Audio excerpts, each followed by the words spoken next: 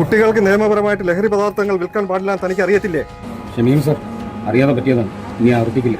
മേലാൽ ഇത് ആവർത്തിക്കരുത്. 5000 രൂപ ഫൈനുണ്ട്. ഇപ്പൊ എന്റെ പൈസ ഇല്ല സാർ. അപ്പോൾ സ്റ്റേഷനിൽ കൊണ്ടുവന്ന് അടയ്ക്കണം.